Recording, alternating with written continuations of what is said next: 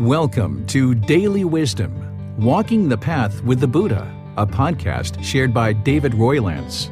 This podcast is dedicated to guiding you to completely eliminate the discontent mind and the suffering it causes by attaining enlightenment. Learn and practice the teachings of Gotama Buddha that will guide you to fully attain a peaceful, calm, serene, and content mind with joy. To support this podcast, visit patreon.com/support Buddha or visit buddhadailywisdom.com, where you will discover a full range of courses, retreats, and online learning resources to assist you on the path to enlightenment. Now, here's our teacher to share more.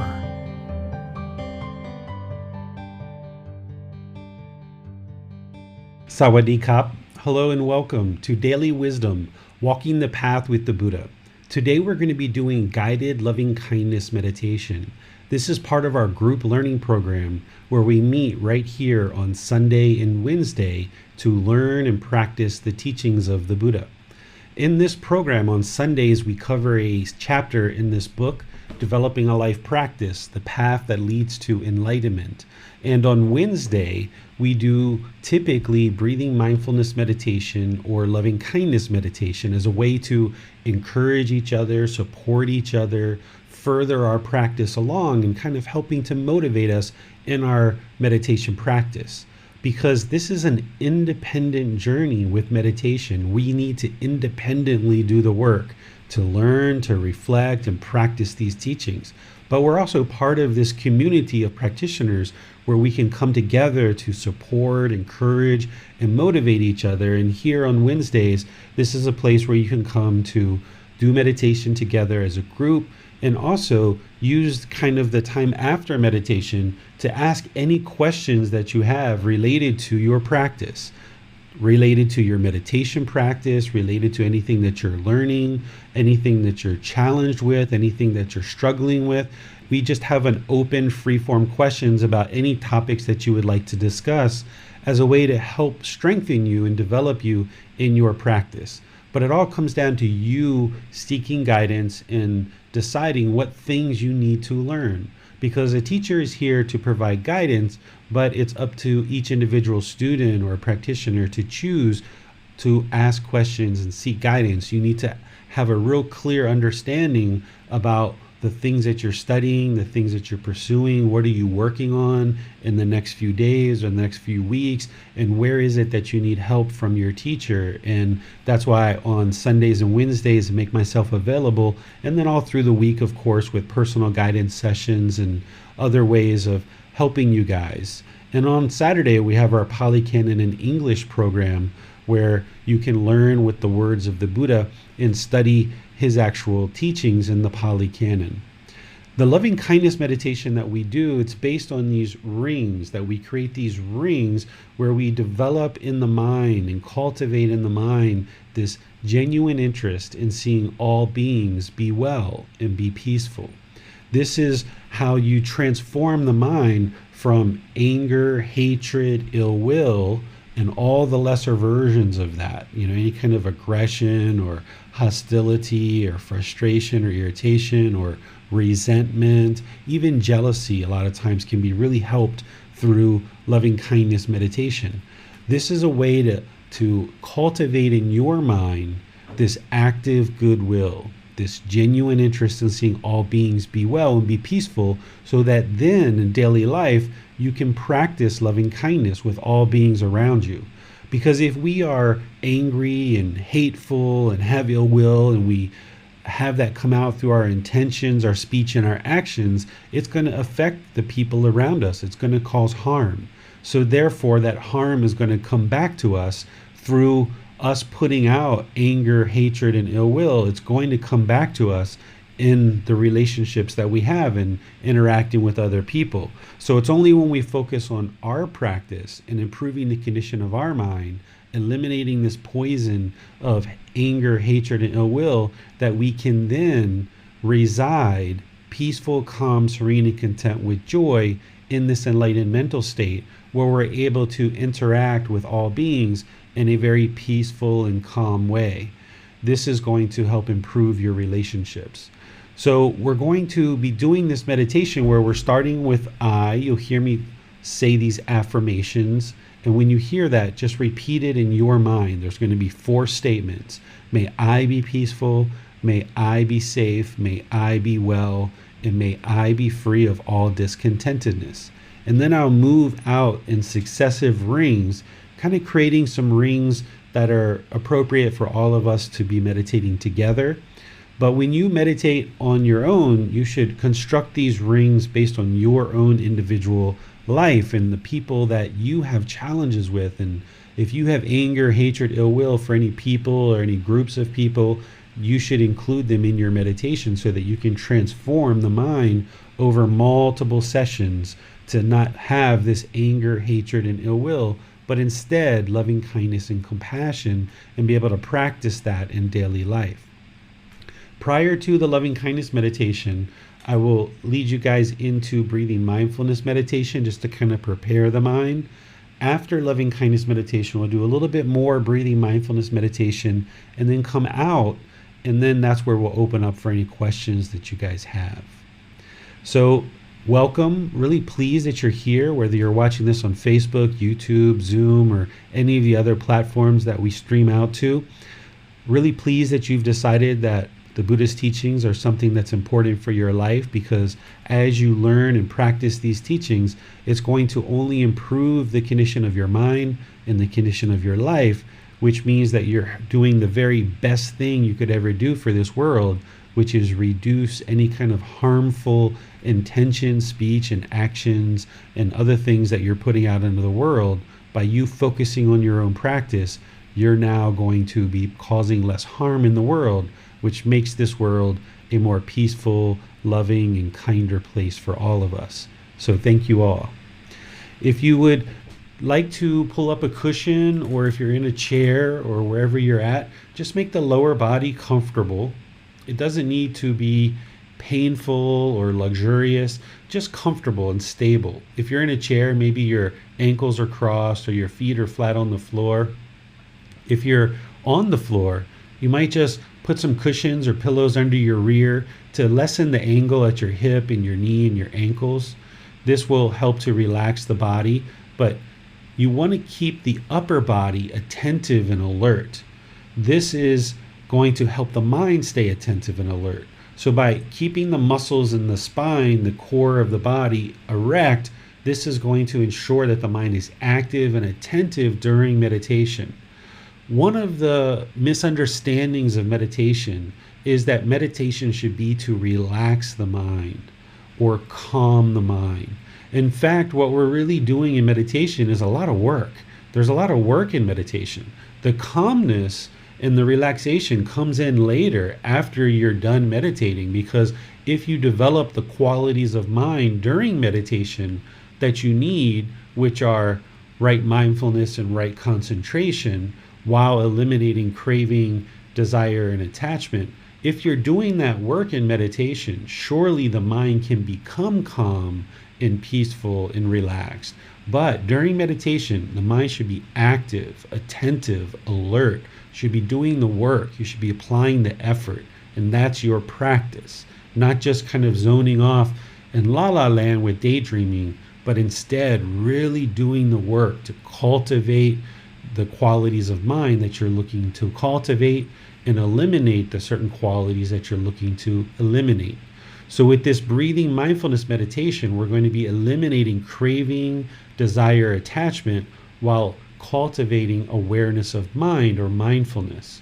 During loving kindness meditation, we're going to be eliminating anger, hatred, and ill will, while cultivating loving kindness or active goodwill towards all beings. This requires work, so be sure you stay attentive and alert during your meditation by maintaining your upper body in an erect position. Your hands and arms should be just comfortable in your lap. The Buddha put right hand over left with his thumbs together, so if that works for you, you can use that, or just put your palms on your thighs or your knees or the armrest of a chair. Then just close the eyes and start breathing in through the nose and out through the nose. You would like to just establish a nice natural breath. Breathing in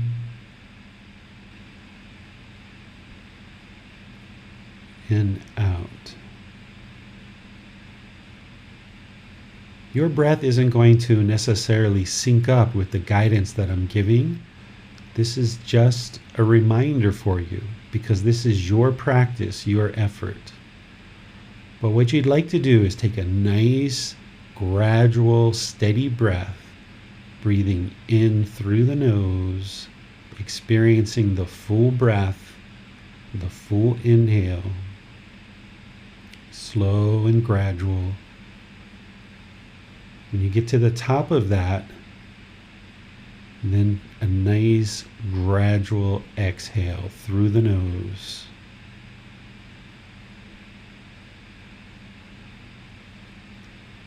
Breathing in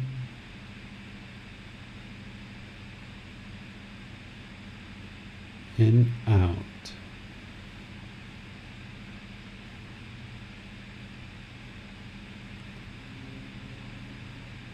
Next, we're going to do some chanting just to ease the mind into meditation, and then I'll be back with some more guidance. If you know these chants, you're welcome to chant along.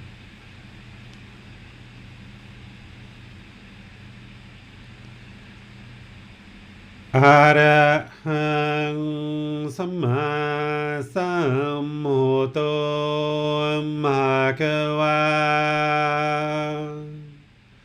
Bhutang Bhagavanang Apivateyami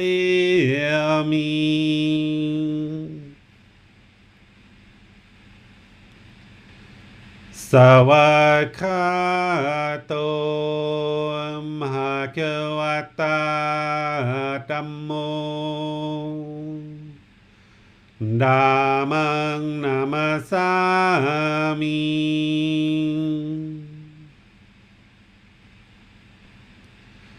Supatipano Bhagavato Sāvaka Saṅkho Saṅghang Namami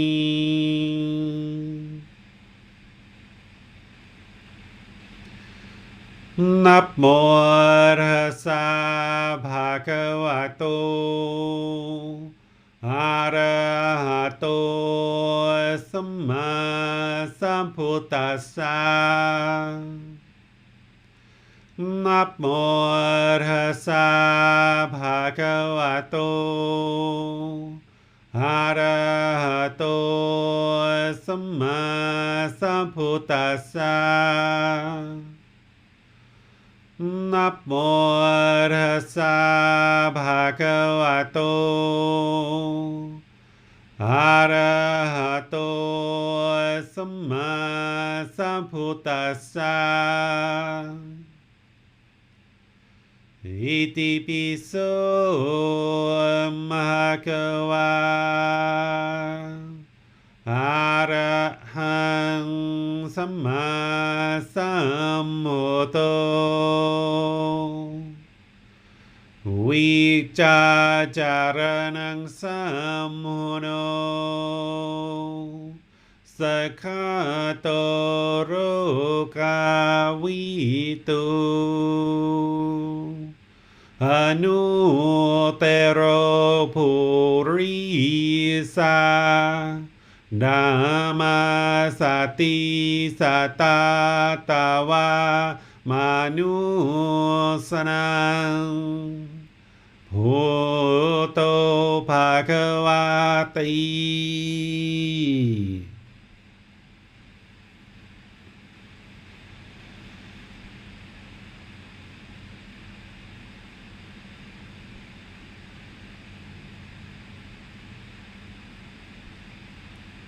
Should be breathing in through the nose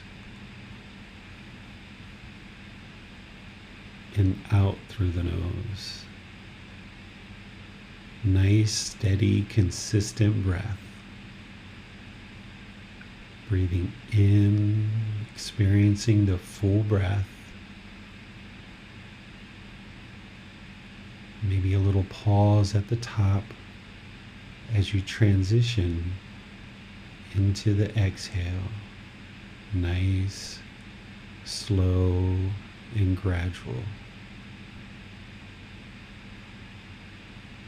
With a little bit of pause at the bottom as you transition back to the inhale.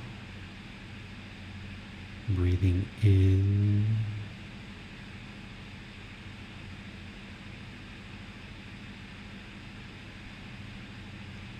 and out.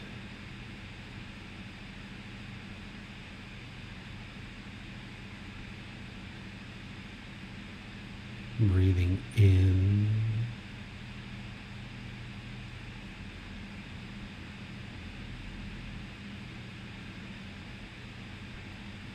and out.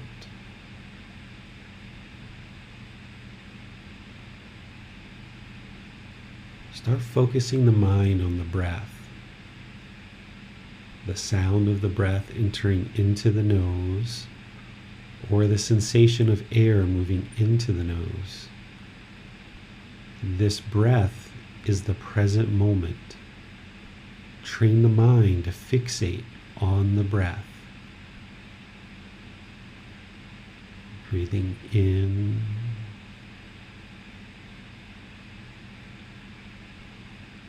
and out.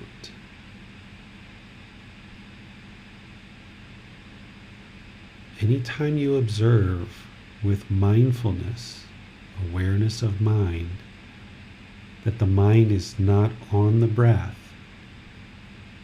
apply right effort. Cut that off. Let it go. Bring the mind back to the breath. Breathing in and out.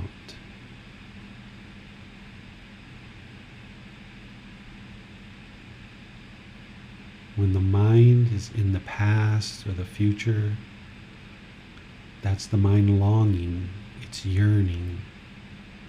That's the craving, desire, attachment. The mental longing with a strong eagerness. So where you observe that, you cut it off, let it go, and come back to the breath. Breathing in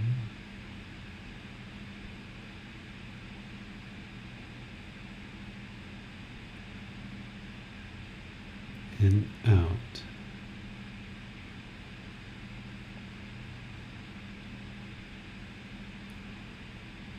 If there's thoughts, ideas, or perceptions, that's that same craving, desire, attachment.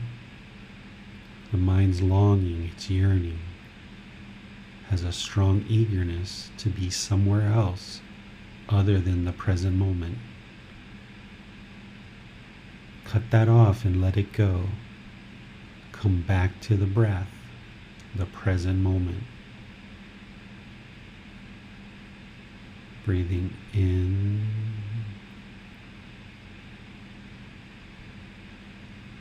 and out.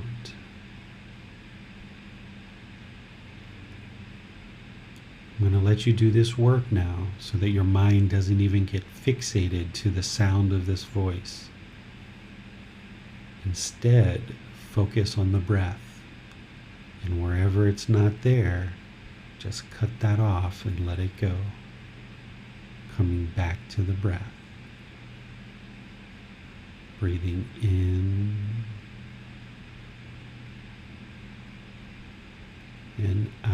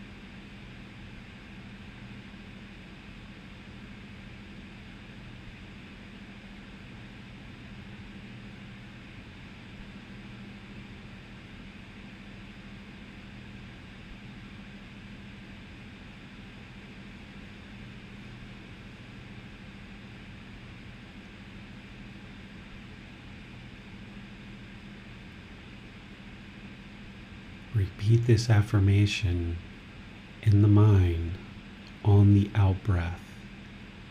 Whenever you get to your out breath, just repeat this in the mind. May I be peaceful.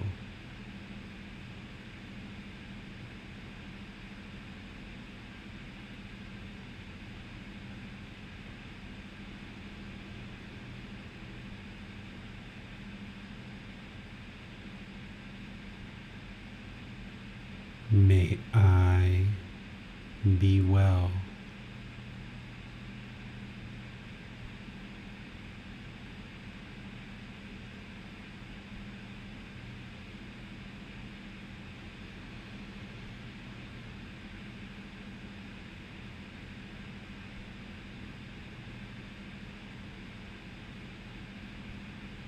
May I be safe.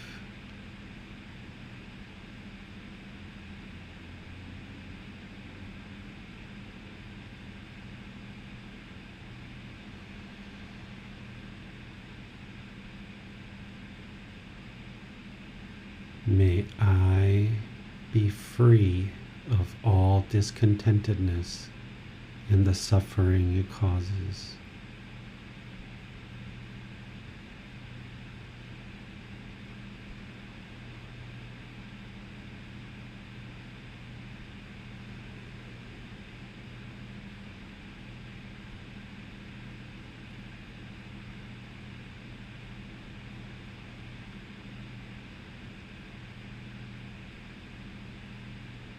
May we be peaceful.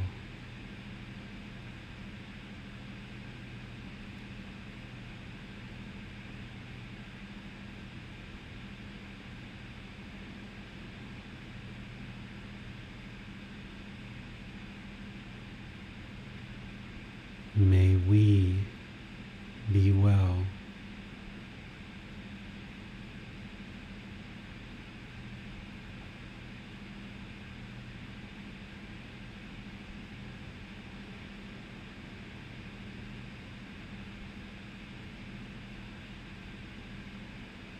May we be safe.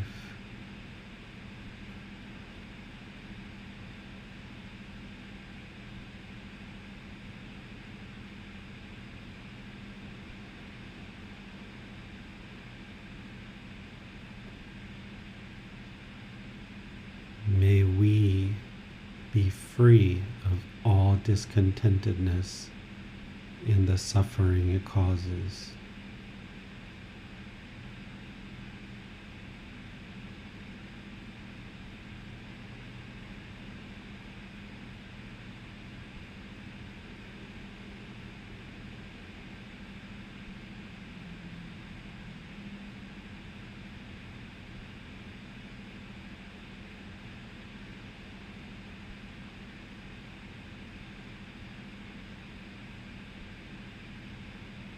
May my mother and father be peaceful.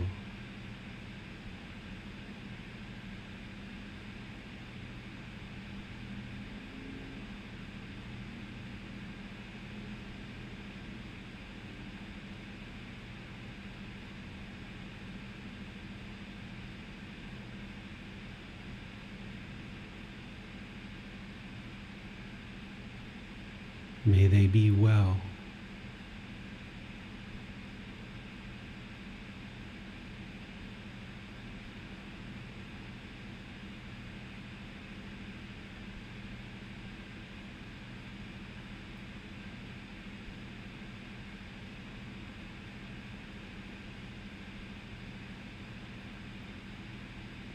May they be safe.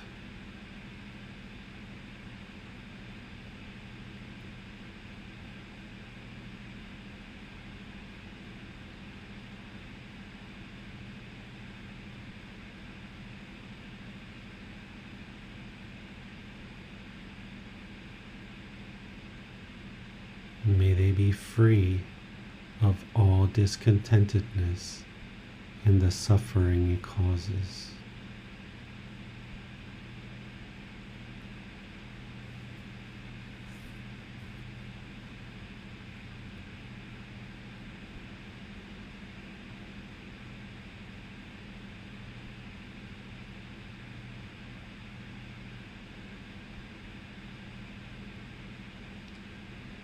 my brothers and sisters be peaceful.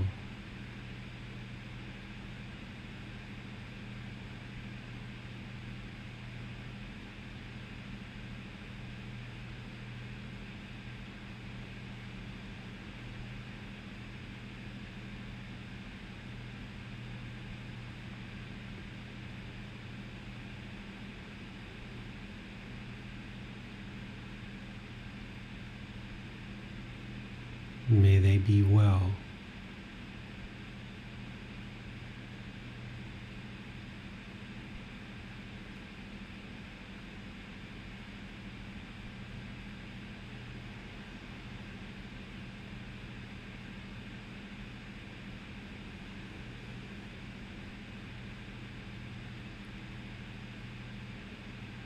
May they be safe.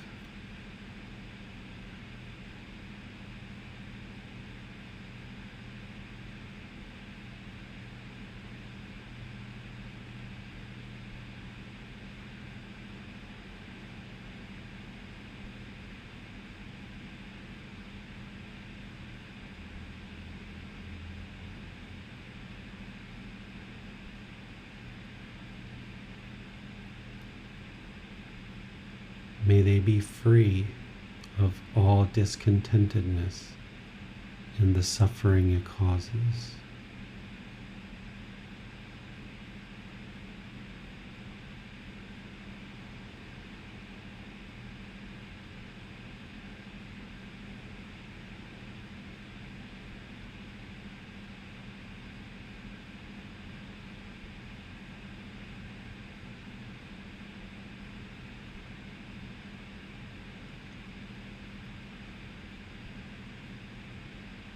May my wife, husband, or partner be peaceful.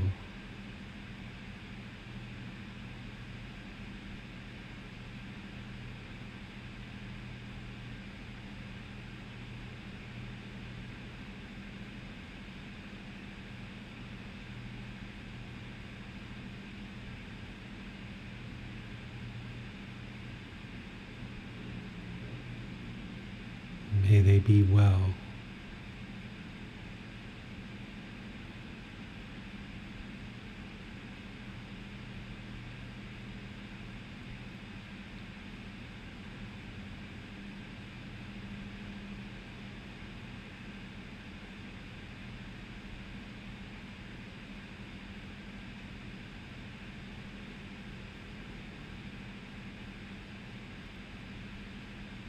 May they be safe.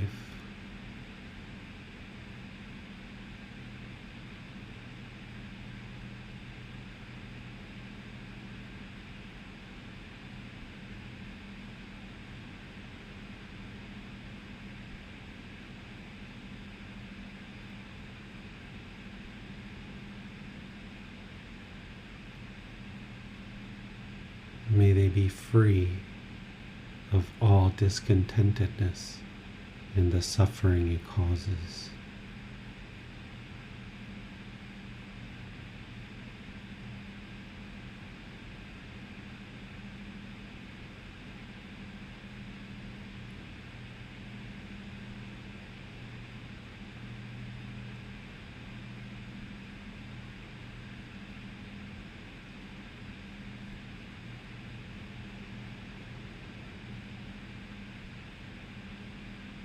May my children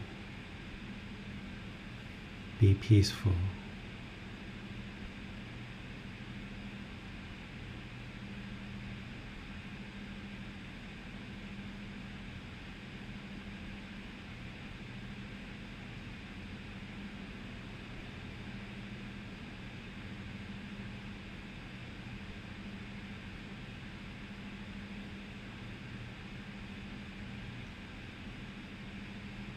May they be well.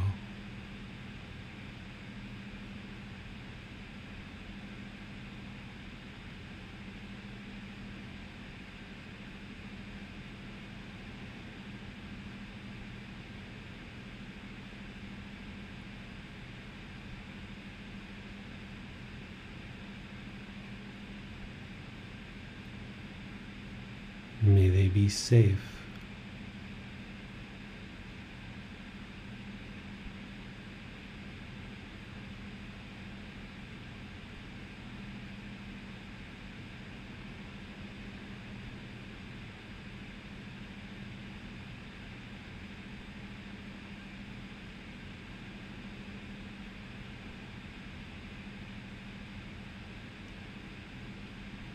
May they be free of all discontentedness and the suffering it causes.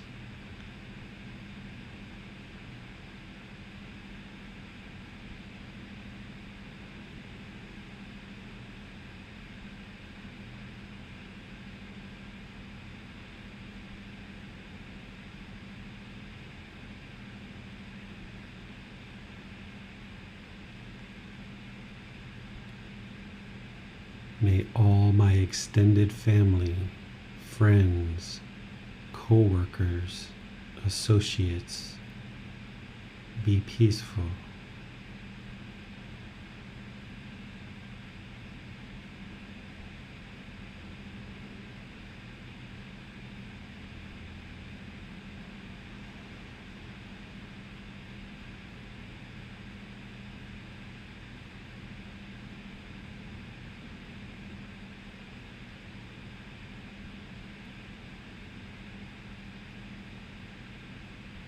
May they be well.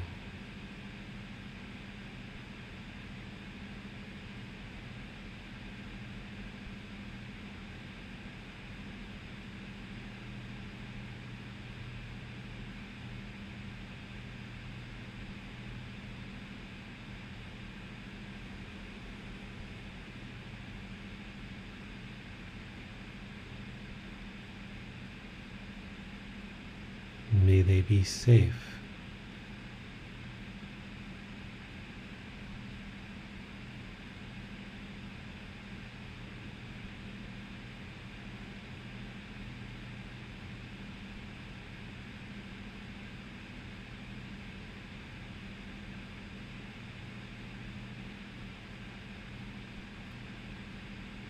May they be free of all discontentedness and the suffering it causes.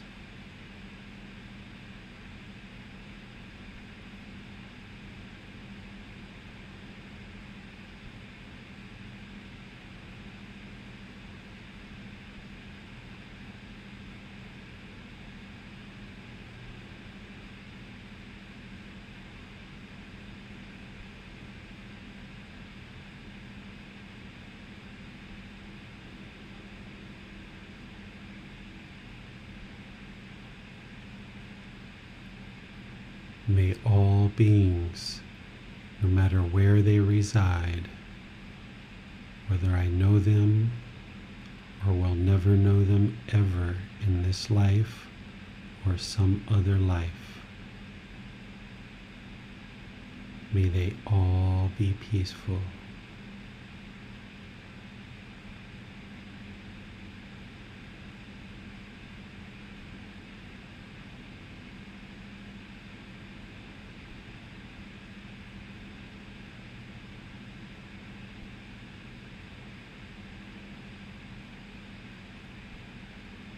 May they be well.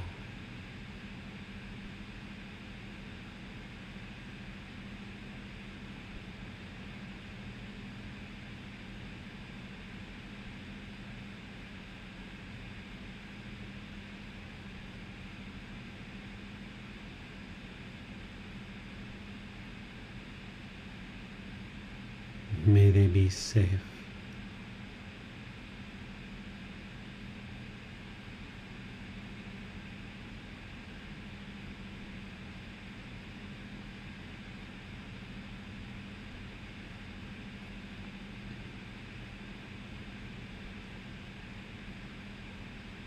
May they be free of all discontentedness and the suffering it causes.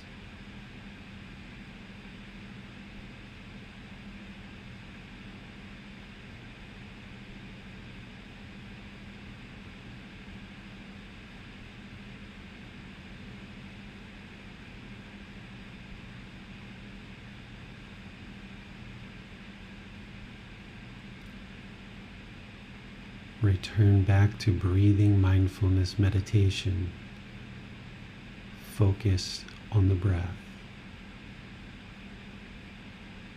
Breathing in and out.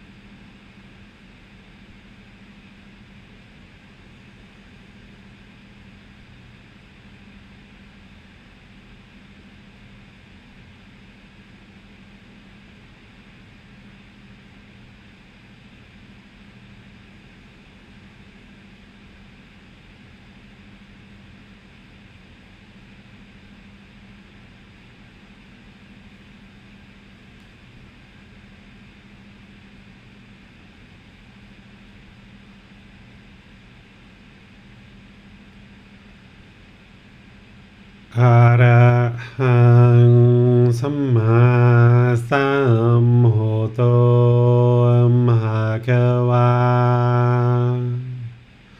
พุทธังมหะคะวันหังอภิวาเทมิ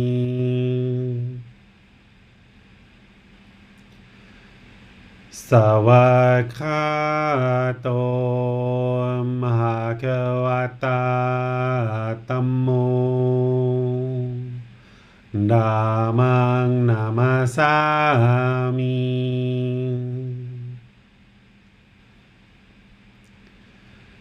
สุปฏิปันโนภะคะวะโต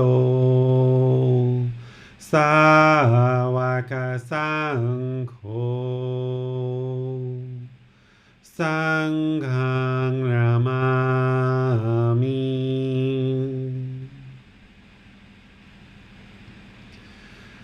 นะโมตัสสะภะคะวะโตอะระหะโตสัมมาสัมพุทธัสสะนะโมตัสสะภะคะวะโตอะระหะโตสัมมาสัมพุทธัสสะนะโมตัสสะภะคะวะโตอะระหะโตสัมมาสัมพุทธัสสะอิติปิโสภะคะวะอะระหังสัมมาสัมพุทโธวิจาจารณังสัมโมโนสกขาโตโรกาวิโตอนุเตโรภูริสานามาสติสตาตวามานุสนังพุทโธภะคะวะติ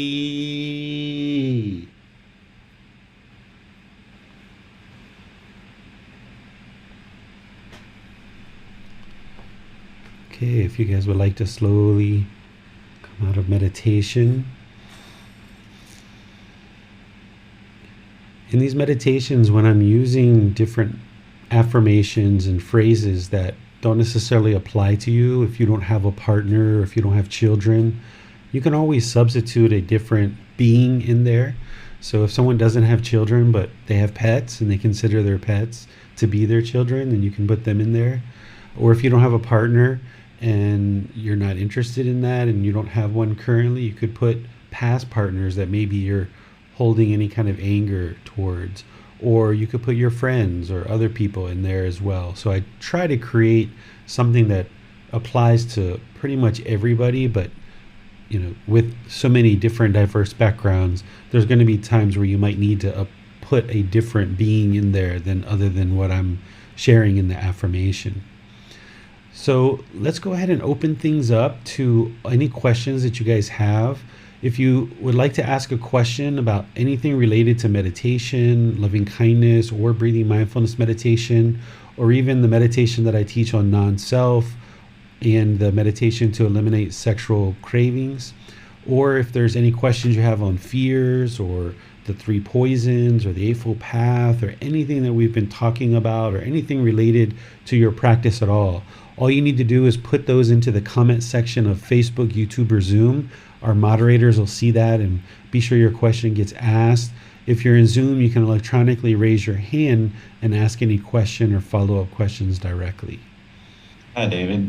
Connecting loving kindness meditation to our class from Sunday, would you say that loving kindness meditation is an effective way to eradicate fear and build trust for other beings? I think it can definitely build trust. In terms of fear, it really comes down to, in terms of meditation, the breathing mindfulness meditation. Unless there's certain beings that, like I mentioned, like at one time my mind was conditioned that someone with a tattoo I should fear. And if the fear hasn't been released and the conditioning hasn't released, you could put them into your loving kindness meditation. But this is really to transform anger, hatred, and ill will, as opposed to the discontentedness of fear, which gets eradicated through meditation with breathing mindfulness meditation, generosity, and then the techniques that I taught on Sunday in terms of confronting any fears. Okay. And I was wondering, is there any significance to saying the ring in which we say during loving kindness meditation on the out breath? I'd like to do it on the out breath because I've often envisioned kind of like a syrup coming over the body, kind of enveloping the body when I'm saying may I be peaceful, and going through that. Or if I create other rings, I think about kind of like my breath as like a syrup kind of enveloping the individual or the group of individuals, and it feels better for me to do it that way. If you try it and you like it on the in breath because you feel like you're drawing in the loving kindness and cultivating it and or developing it in your mind, then you can try that and see which way you like best. But I've just always found that on the out breath, it works for me best that way. And as you just pointed out, visualization is an important part of loving kindness meditation, wouldn't you say?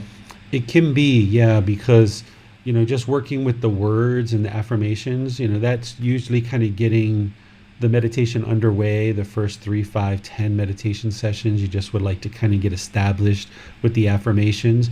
But then when you start bringing the visualization into it, I feel like it really deepens the practice. That if you're having anger, hatred, or ill will towards a certain person or a certain group of people, if you can envision them in the mind and visualize them, I think it really helps to train the mind to let go of any anger, hatred, ill will, and really, kind of smother them in goodwill and loving kindness and compassion.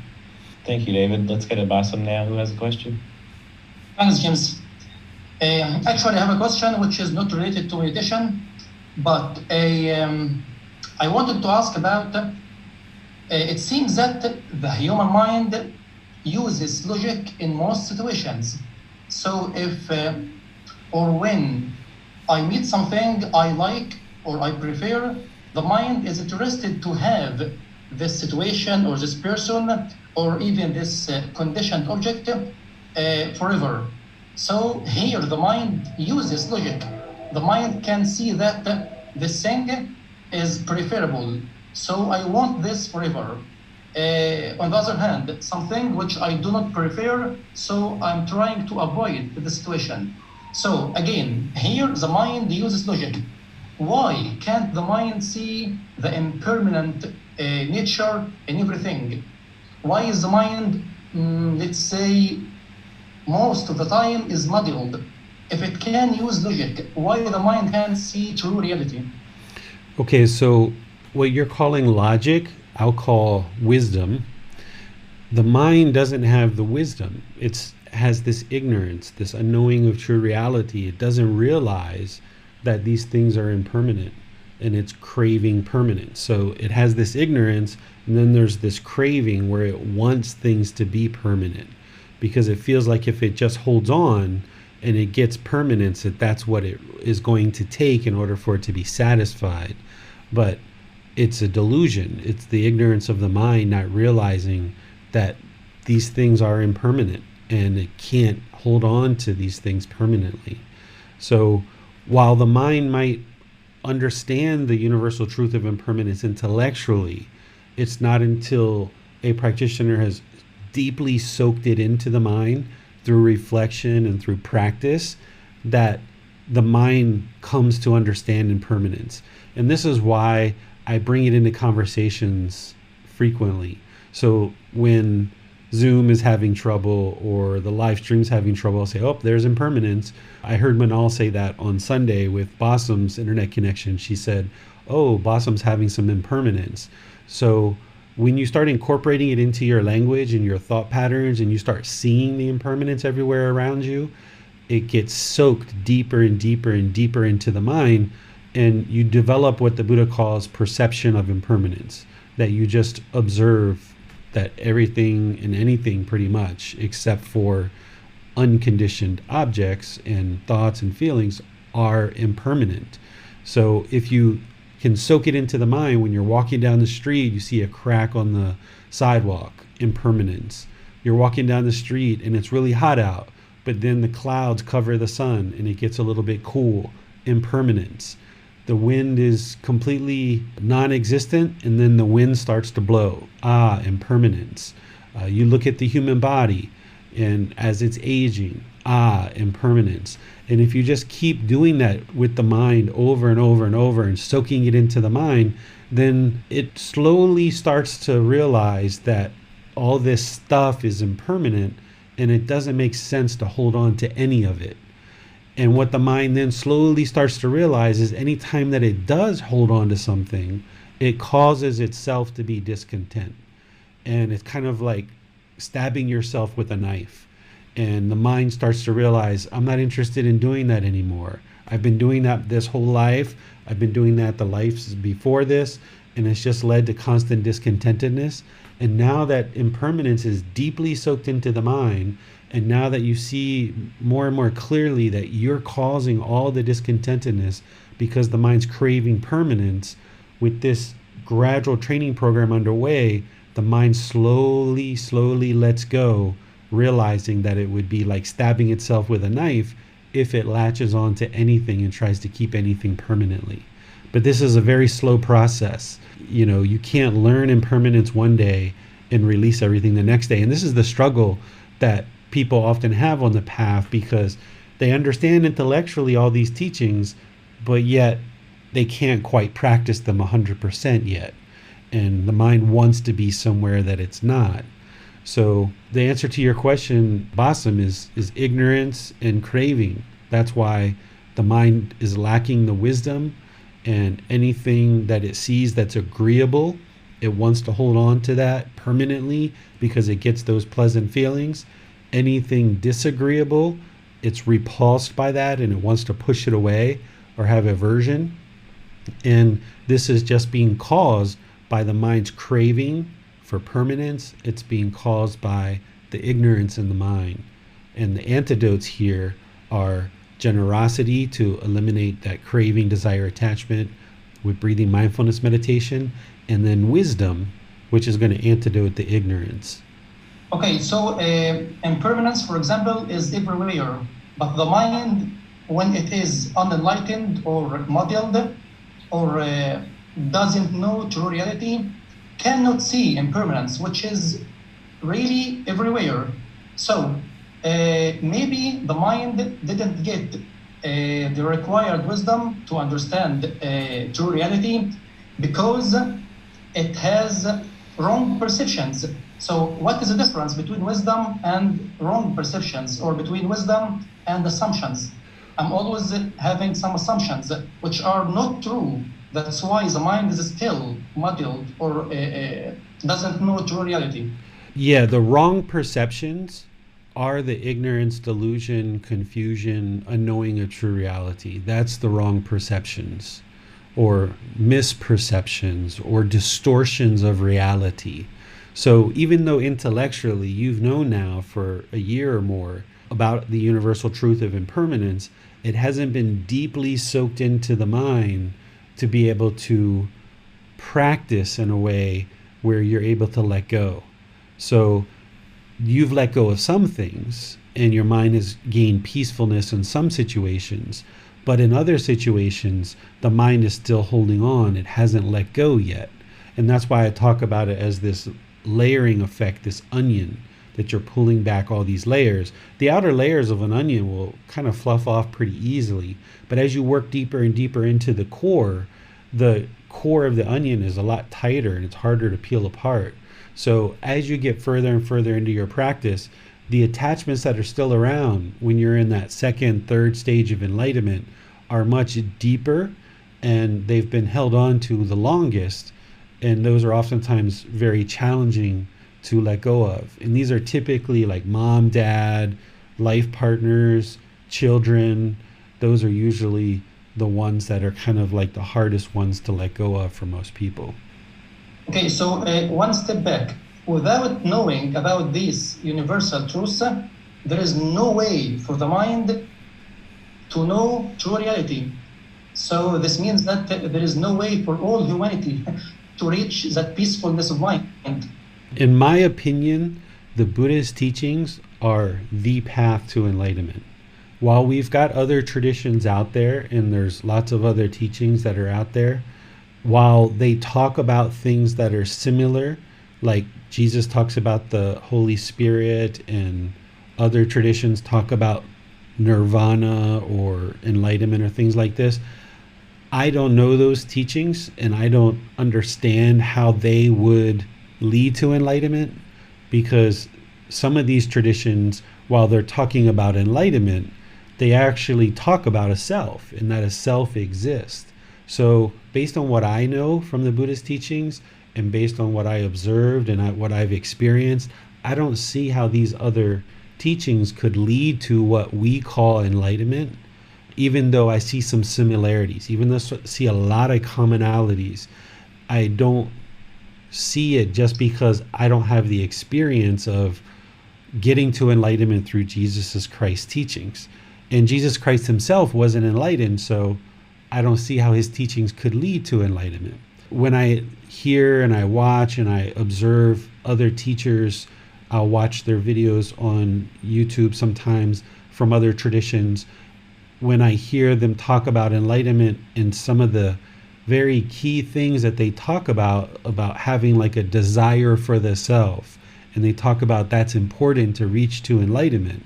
The way that I understand the Buddhist teachings, that we need to eliminate craving, desire, attachment, and we need to eliminate the self. So when I hear somebody say that it's the desire for the self that creates peacefulness in the mind, right away I'm thinking, wow, this doesn't sound like what I would consider the path to enlightenment. But I don't judge that person, and I don't say they're wrong and I'm right. I just know what I know, and I know what leads to this peaceful, calm, serene, content mind with joy based on the Buddhist teachings, and that's what I choose to share. So for me, it's the Buddhist teachings that are the path to enlightenment. And the only way to get to that enlightenment is what you're saying, which is start with the three universal truths. That's the very beginning, to understand those deeply. And without understanding those deeply and then being able to move them into practice, I don't see how anybody would be able to attain enlightenment, because it's these universal truths, it's this natural laws of existence that has led to the results that I've experienced. And I don't know of how to attain that mental state through something like Hinduism or any other tradition. But there might be somebody in those traditions that can explain it very clearly, and they're able to discuss it and explain it and guide people to enlightenment through Hinduism or through Jesus Christ teachings or something like that. And they may be very proficient and be able to do that, but I can't, because I didn't experience what I experienced through those teachings. Yeah, okay, thanks.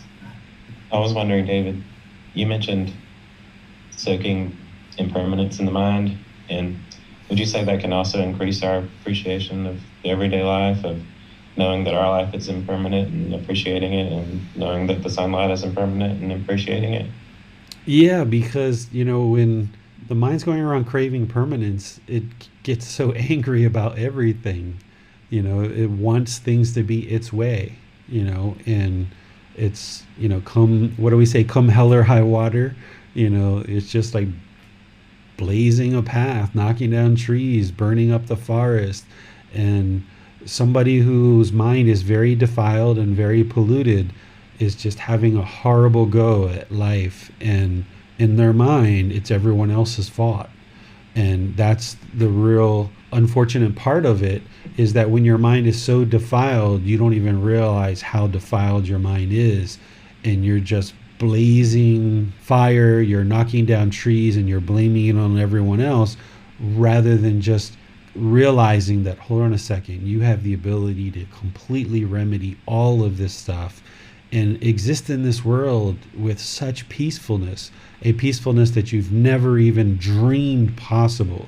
I mean, when I was growing up as a kid, I always thought about having a more peaceful life, and I didn't understand why my life was so difficult and so hectic. And I always kind of dreamed about having a peaceful life, but I never dreamed the level and degree of peacefulness that the mind can experience through learning the Buddha's teachings. I never even thought that that existed.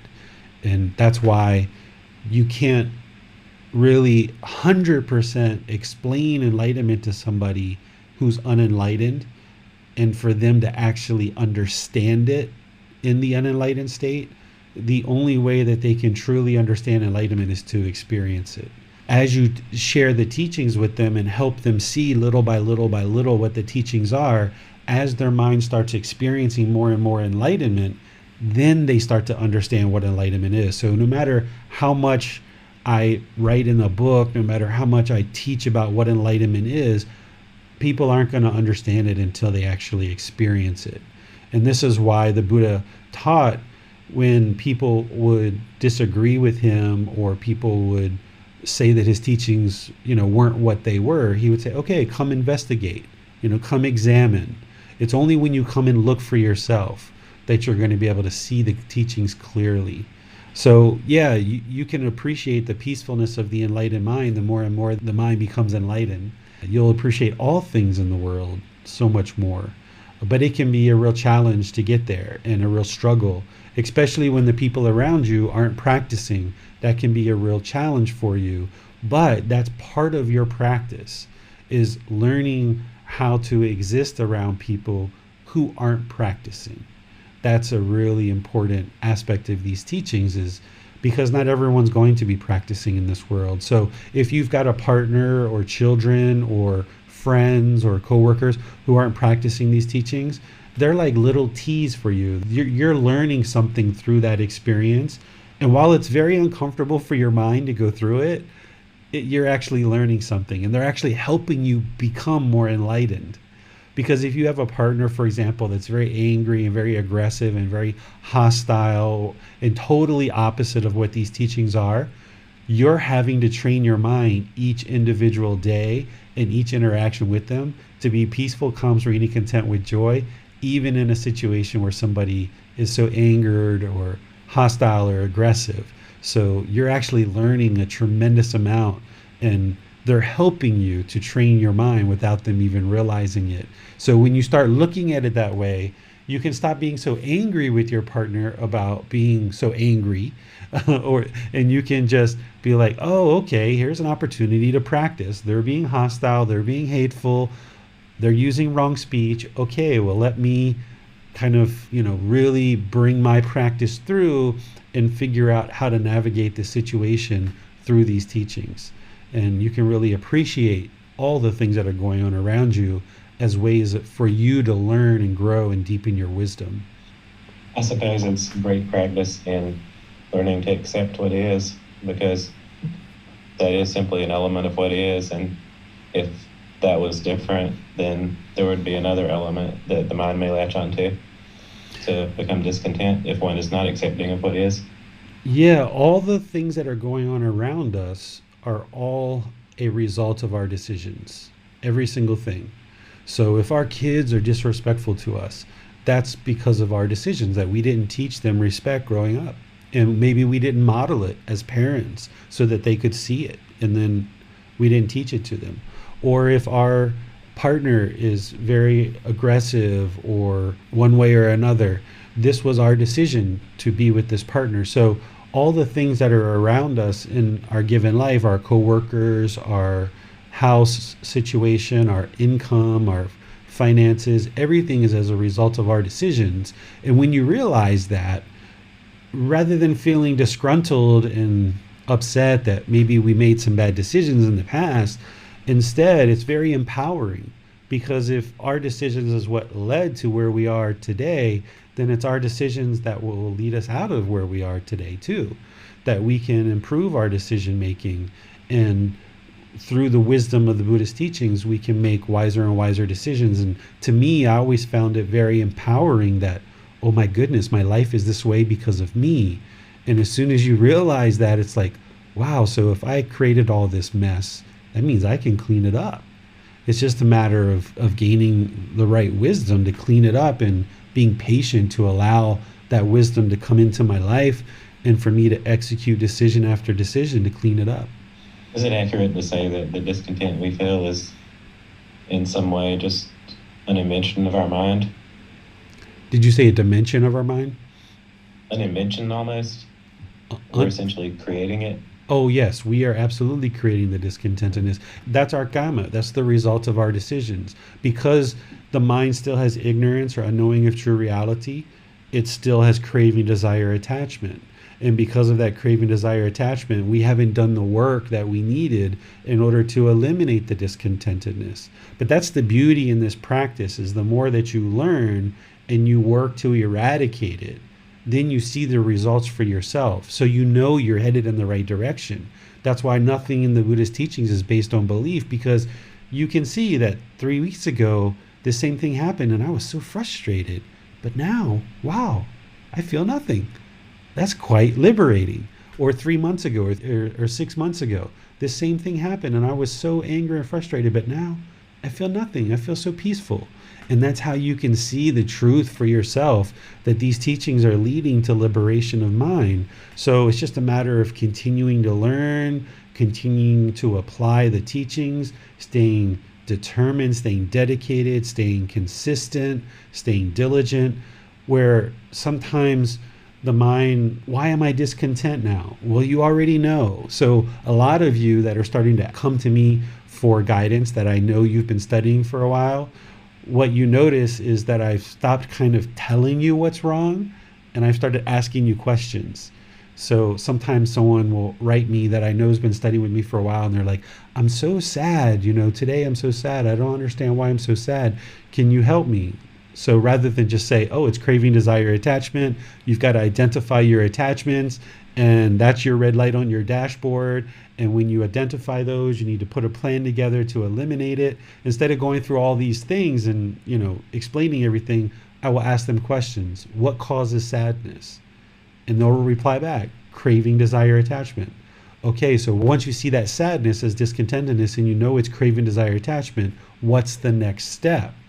So essentially, once somebody has been studying for the length of time that most of you guys have been studying, my role becomes just asking you questions so that you can recall the wisdom. Because in that moment, when your mind's shaken up with sadness or is shaken up with anger or frustration, your mind is uncalm.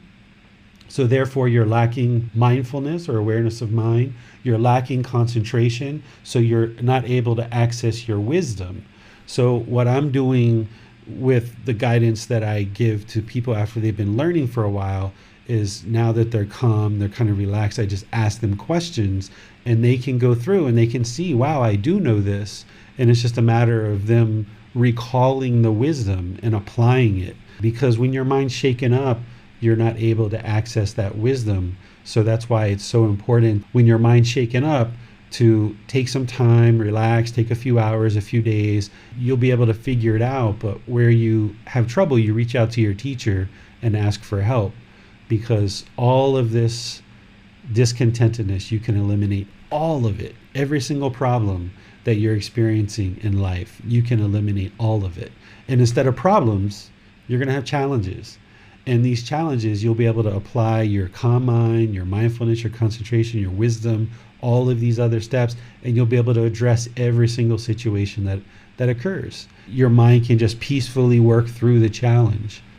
Thank you, David. Let's go to Manal now.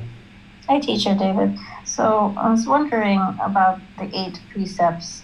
You had posted something earlier, much earlier this month, related to that. And you've explained that very well in the post that you made. I just had a question. At what point in a practitioner's teaching or learning of the teaching would this be appropriate to apply the 5 precepts and then the 8 precepts? At what point is this important to apply? Sure, great question, Manal. So the 5 precepts should be like brought on board right away at the very beginning of the path. If somebody is starting this path and they're using alcohol and drugs, for example, they got to get that under wraps right away, because that's going to hinder so much on this path.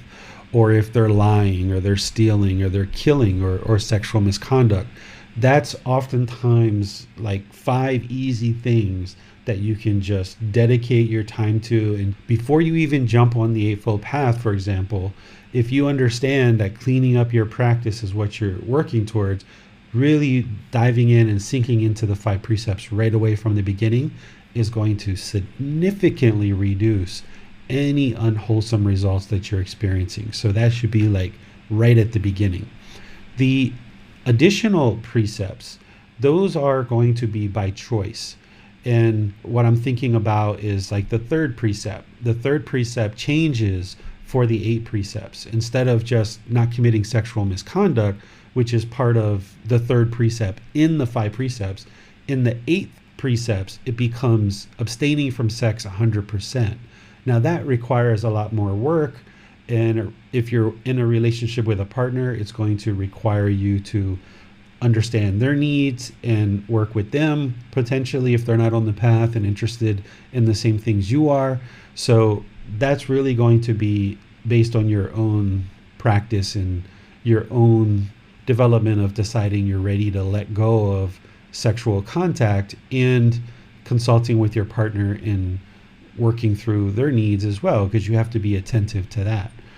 And then the other ones, when it talks about eating once a day, I don't necessarily suggest that a household practitioner needs to do that one. You can actually attain enlightenment without eating just once a day.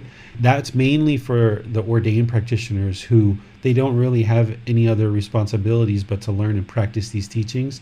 The Buddha brought that one in for a number of reasons. There's many reasons why he had that. And one of the big reasons is he didn't want to put a burden on the household practitioners to feed the monks 3, 4, 5 times a day. So us household practitioners, we have a lot more demands on the physical body and the mind than an ordained practitioner. So we're going to need to eat more than once a day. And even nowadays, ordained practitioners will oftentimes eat twice a day, even though originally the Buddha said once a day. And what some people say is the nutritional value of food during the lifetime of the Buddha is very different than today. So, kind of the calories in a broccoli, for example, were much more significant 2,500 years ago, when the water and the soil and the air was more pure than it is today. So a lot of the ordained practitioners even eat twice a day, but they still eat prior to noon. So I don't necessarily suggest that a household practitioner does that one, but you certainly can for a period of time. You will notice naturally that as you practice these teachings more and more, you will start being less and less interested in food. You might notice your interest in food and your intake in food significantly decrease. You'll notice you can go these long periods of time without even feeling hungry anymore. So that's kind of a natural thing. You just eat whenever your body needs food. Don't overeat and don't undereat. Find that middle. The precepts about beautification of the body with jewelry and makeup and scents and things like this is when you're starting to work on non-self and you would like to work on non-self. That's when that one comes into play, and you should look at that. As well as when you're ready to start letting go of sensual desire, the one about singing and dancing and entertainment, this is a good one to start letting go of when you're interested to let go of sensual desire. But the thing is that with these, you can actually let them go for a period of time, train the mind to do without them, and then over time, you can actually eventually bring them back in. So if you've gone like a year or two without music, for example, or without entertainment or these other kind of things, you might slowly, selectively bring those things back in, but you'll bring them in a different way, that you probably won't look at watching TV for entertainment. It's more about education and wisdom by that time. That if you continue to watch TV, for example, and continue to rely on entertainment, you might just be covering up some boredom and loneliness, and you'll never be able to observe that if you don't kind of purge that from your practice for a period of time, go without it for a long period of time, train the mind to be content and peaceful without it. And then at some point in the future, you might choose to start watching TV again, but it's going to be with a different purpose. It's most likely going to be for educational type things. So those are kind of, I think, the common ones. Was there any that I left out, Manal, that you were interested in talking about? Yeah, I think that you have covered all of them. The question that still remains in the mind is of the sixth precept. So it's the one that you just mentioned, is to training the mind to eliminate sense desire. So, and if you refer to it as sensual desire in your post, however, you continue to talk about the ingesting of food to please the tongue. So it's basically a sense desire is how I'm interpreting that. And of dependent origination would be something we learned previously. If you've sort of investigated something like dependent origination or another of Gotama Buddha's teaching, that could be very easily applied to going further into eliminating some of the taints and the pollution which are present if you review the 8 precepts here. I feel like there's an overlap in applying teachings and seeing that some of this, it can be better eliminated with other teachings of Gotama Buddha. So in my example, like I said, the dependent origination, which is something I'm continuing to work on, the mind is continuing to work on, this particular precept of the sense,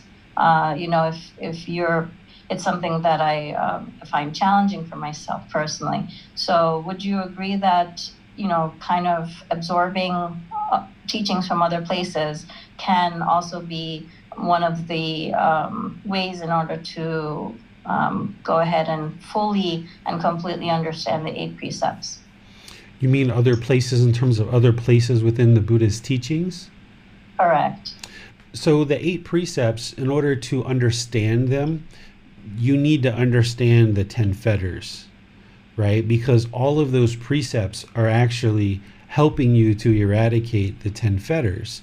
So this is why we call them precepts or training guidelines rather than rules or commandments. So this is why I have another post that I will sometimes share that I say the Buddhist teachings aren't rules to follow, and there's no followers in Buddhism. Instead, what a wise practitioner would do, in my view, is understand each individual precept and understand what is the real goal and the transformation of the mind that the Buddha is teaching. So that first precept about not killing, and that's how it's usually translated, as not killing. But there's a whole lot of other words that the Buddha shared around that first precept. What he's really doing there is he's providing you a teaching that is going to cultivate loving kindness and compassion in the mind for all beings. That's what the real goal of that precept is, for example. It's not just a rule to follow, not to kill.